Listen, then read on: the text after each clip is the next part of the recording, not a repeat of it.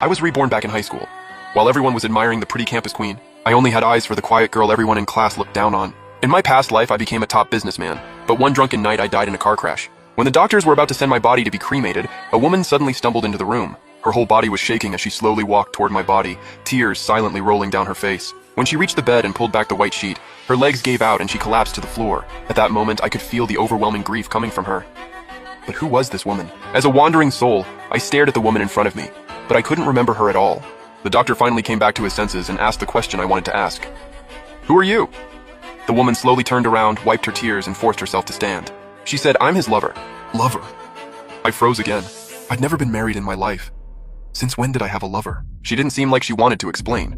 Her voice was pleading. "Can I arrange his funeral?" Maybe everyone there was moved by her sincerity.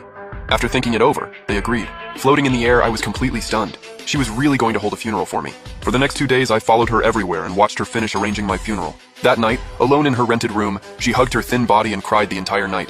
After sunrise, she took a wish bottle to the river and gently touched the candy wrapper she treasured like a gem. Then she raised her hand and let the wrapper drift into the water with the wind. "Jack, you don't remember me anymore, do you? I'm Lucy." Hearing that, my whole body froze.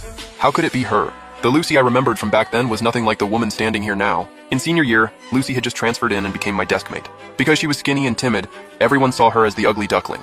But back then, I was too busy chasing the campus queen, Anna. Every day I brought her the milk candies she liked. Once I made Anna mad, and she flat out refused the gift I brought her. But I never expected that the candy I casually tossed to Lucy would be something she kept all these years. "You gave me these candies, you know? These tiny candies saved my life. Without you, I would have died a long time ago. I kept thinking once I could finally catch up to you, I'd confess my feelings. But how could you die? How could you not even give me a chance?" Lucy's voice was filled with sorrow, but as she kept talking, she suddenly smiled. "But it's okay now. I'm coming to be with you." I realized what she was about to do and screamed with everything I had, but she couldn't hear me at all. She slowly took one step forward, a tear falling from the corner of her eye.